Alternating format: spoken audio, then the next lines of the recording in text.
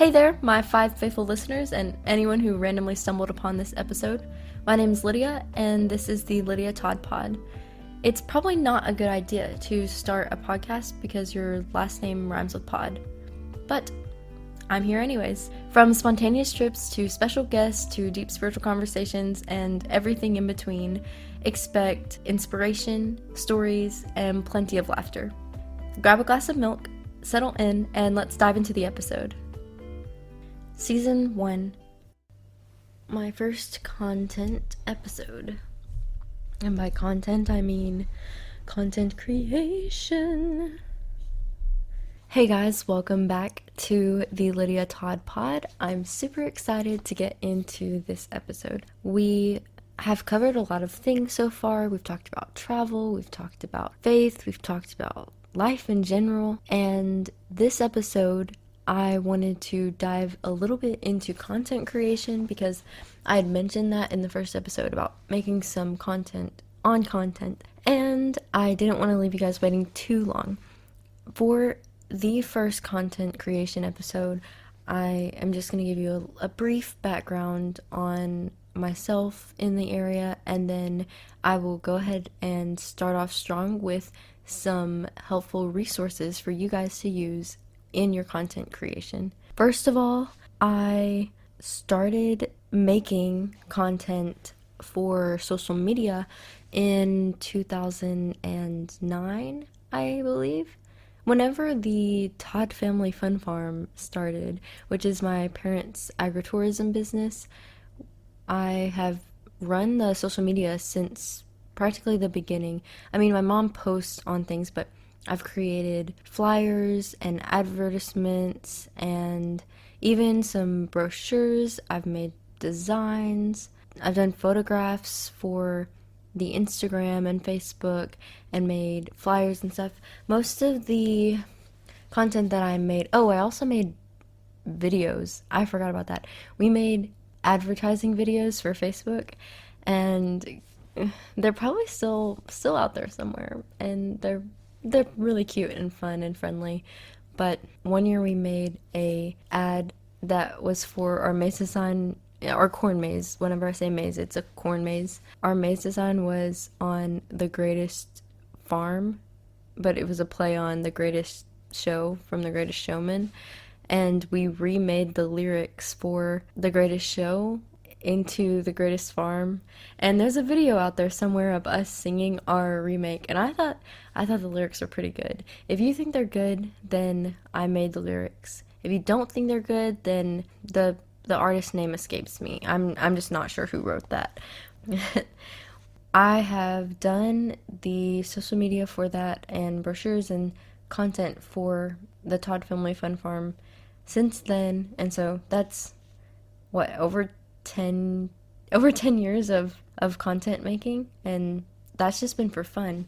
I mean, it's a family business.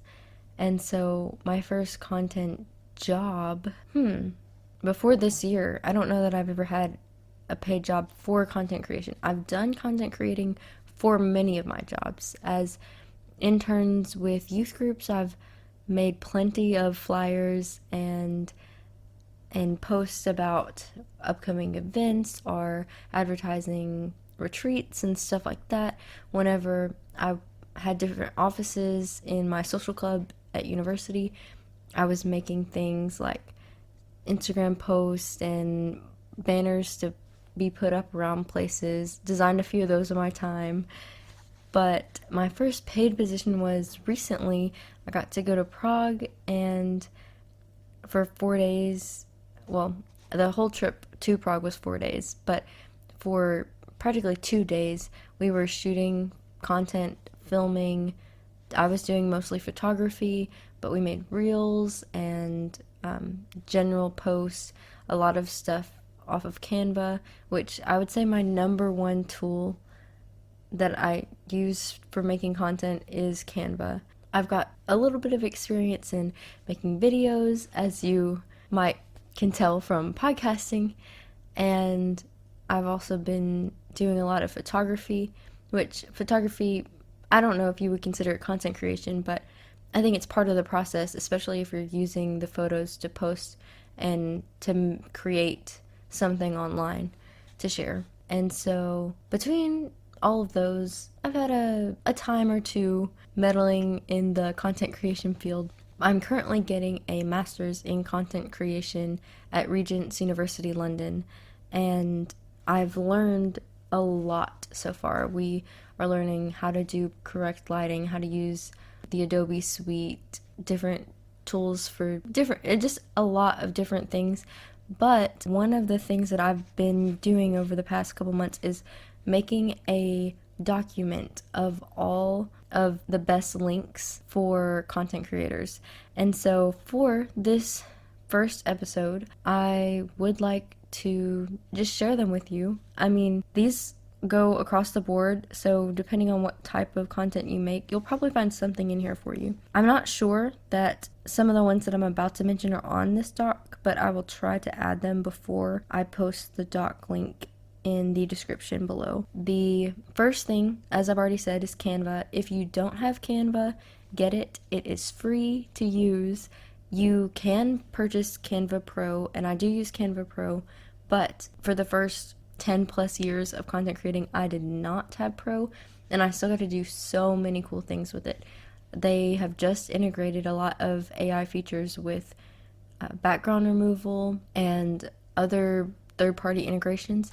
And so with all that is on Canva, if you only made one purchase of investing in your content creation, I think that Canva would be the best choice. If you want to edit photos or videos or make PowerPoints, presentations, resumes, documents, really anything, Canva has got you. And then a second thing that I use a lot is Final Cut Pro. I use that a lot for video editing. If you buy, listen up. If you're a student, I'm not sure if they still do this, but they did as of like a year ago, so hopefully they still do. If you purchase the Final Cut Pro package with all the other stuff like Logic Pro and everything, for a student, if you have a student ID, like student email, then the price that you pay, and it's a one-time fee for a lifetime membership, so or not a membership, but a lifetime license. And so if you purchase it now as a student, it is way cheaper than the final price. I don't recall the actual price, but you're saving over a couple $100. So if you're a student and you're thinking about buying stuff like that, if you have a MacBook and you do editing for videos or sound,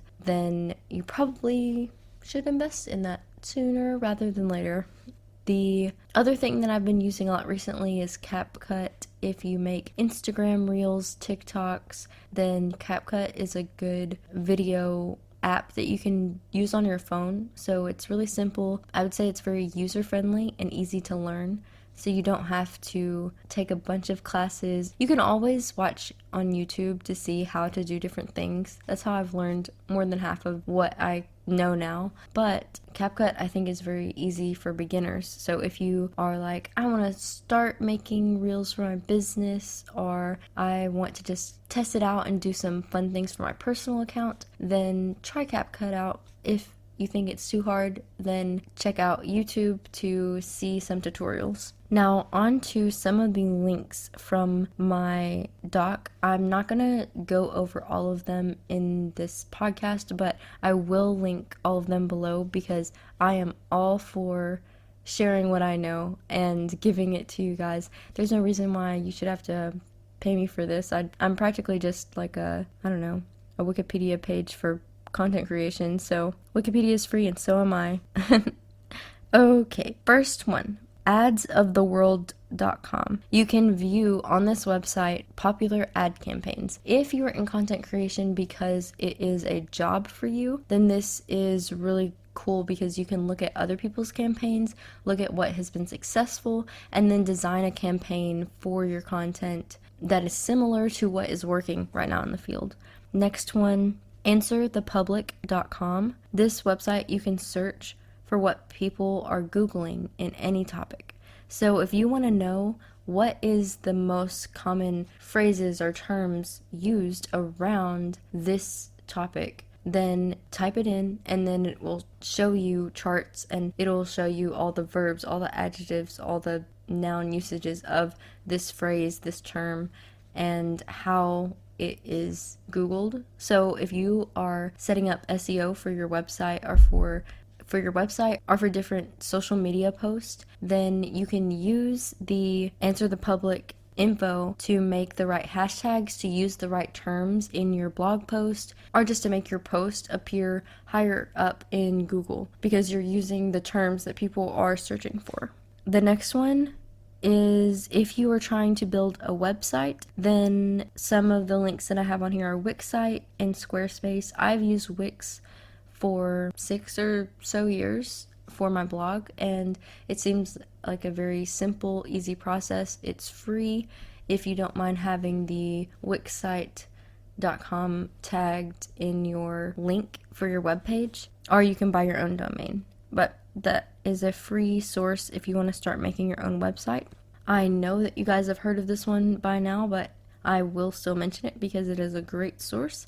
ChatGPT and Dolly. If you are trying to create long prompts for things, or if you want it to generate a list of hashtags that are relevant for your content, or maybe you can use Dolly to create new images that don't exist but tell the story perfectly for what you're trying to get across in a message-based infographic or in a post on Instagram or X or Threads or whatever it is. You can use these tools, AI, to create what you see in your head, and you don't have to have all of the graphic design knowledge as you might once have had to have. We will get into more uses of ChatGPT later on, but right now I'm just going to tell you it's a cool source and the whole world is using it right now. So if you haven't tested it out, now is a good time to start learning how to work it because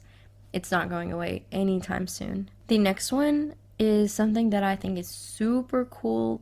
One of my professors showed me this, wordart.com/create. So this is a place where you can make the pictures with a image or a word or something, but then the image is made up of a bunch of smaller words that describe what the word is. You can make those using this website, but that's not the cool part. The cool part is, say you're making one about love.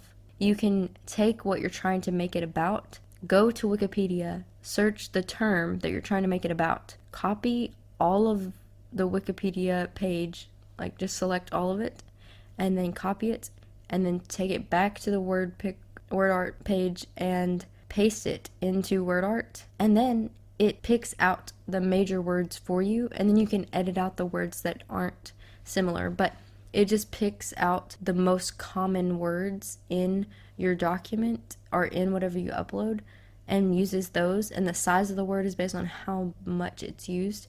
So if you use a wiki article on that topic, then it's going to pretty well summarize what that word is about. I thought that was really cool, especially if you are into blogging or something where you need a visual representation of what you're talking about. Then try that out and see if you like the results.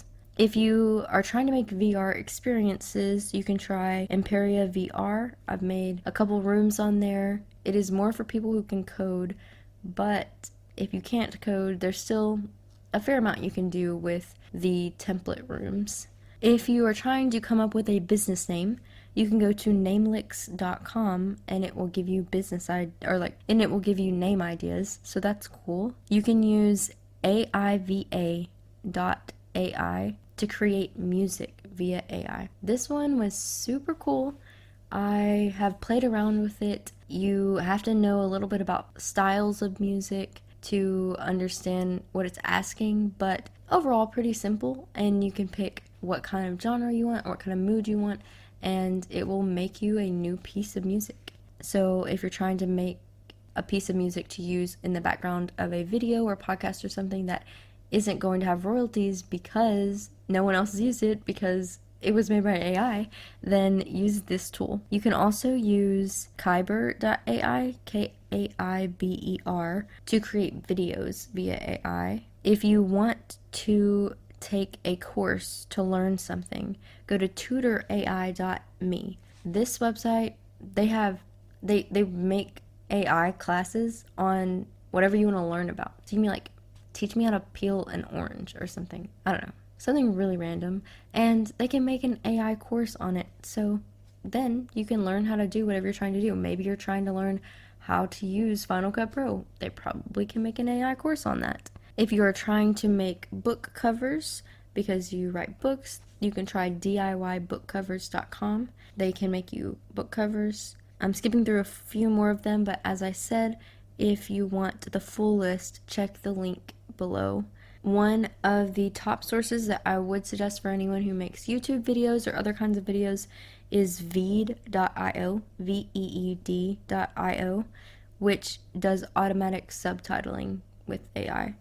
And that is very necessary. You want your content to be accessible to everyone online. So make sure that you are subtitling all of your videos. And finally, the last one I'm going to speak about on this short content episode is synthesia.io, synthesia, which uses AI to make digital persons talking.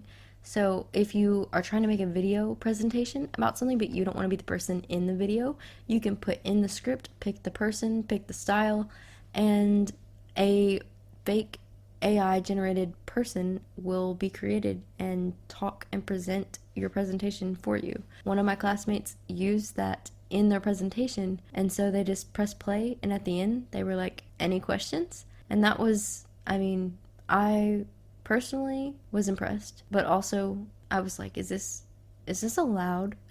is this what we have come to? But hey, if you have the ability to make something like that, maybe you should get a free pass to not have to speak in class. So that is most of my content creation links for the first episode that I was going to suggest to you guys. If you have questions about any of the links, feel free to message me and I will give you guys all that I know about the topic or subject. In the future, if you would like to hear more about how to use certain content or the ethics maybe around different types of content, such as the new movement in AI technology, or just, hey, I am a person who doesn't know how to use the camera on a cell phone, then I can make podcasts on any of those topics. So just let me know what you guys are interested in so that I can cater this side of the content more for you. I have so many interests in content creation, so it could go a number of different ways. Podcasting is a new form of content creation for me, and I'm learning each episode how to better suit this content for the audience and how to just make it fun for me. I am super, super grateful for all of you who have listened to any of my podcast episodes. I know that I was kind of wild for dropping the first how many ever episodes on you the first day. I am glad that I got to get into something that could maybe actually help you guys this week. Maybe in the future I will give you guys some behind the scenes content to tell you how I am making the podcast and what you could do better so you don't make the mistakes that I have made. For instance, don't spill your chocolate milk on yourself when you're making your episode. That is just very unfortunate, and I would hate to see that happen for anyone. If I don't make a chocolate milk reference in each episode, then I just want you guys to know that each episode I am drinking chocolate milk because I just felt that it was necessary. And you may not even be watching the video form of the podcast, so you can't see that. But I, in fact, am holding a glass right now in my hand. And on the topic of chocolate milk, I feel like content creation is very similar to my daily routine with chocolate milk because I have to go to the fridge, and some days I open the fridge and there's no milk, and some days I open the fridge and there is milk, and so then I'm able to make what I want, and I get out my favorite mug or a different size glass depending on my mood, and I pour the chocolate in, mix it up with a spoon, make sure that it's the right ratio, and then I drink it. And sometimes after I drink it, I'm like, I could have made that better, but it was still good either way. And with content creation, you are going to be making content that sometimes you don't have all the right resources for. Sometimes you have the right resources, you throw it together, try your best, and then you have your finished product that you produce, that you put out there, and it could have been better. It isn't exactly what you expected. But the important thing is that you do make the content, because you're only going to get better if you try, if you make content. I don't get better at making videos until I make a bunch of videos with mistakes that I learn from. I am learning a lot about podcasting right now, and I probably could have learned a lot about podcasting a year ago, but I didn't, because I didn't make a podcast. So if you are thinking, I want to do more social media marketing or just videos, reels, posts, content, blogging, whatever kind of content it is, then try it out. Have some fun. When you make mistakes, then you learn from them and you get better. And trust me, sometimes your mistakes are the best part. It's a really fun time to be able to look back at things you've done, have a good laugh about it, and then show other people and bring a smile to their face too. Maybe you'll be more embarrassed than I've been with your mistakes, but even my biggest flops in content, if they can bring laughter, then they're not a complete fail. But what do I know? I am still a novice, and I'm glad that you guys get to see this part, at least this part of the journey forward. So thank you for joining me on this content episode. I will catch you guys next week. As we wrap up this episode of the Lydia Todd Pod, I want to express my heartfelt gratitude for you spending time with me. This really challenges my belief that I only have 5 consistent listeners. If you have any thoughts, topics, or questions you'd like me to explore further on future episodes, please reach out on one of my socials. I hope that our conversations have brought you inspiration and joy. If you have friends or family who might be interested in our conversations, don't hesitate to share the podcast with them.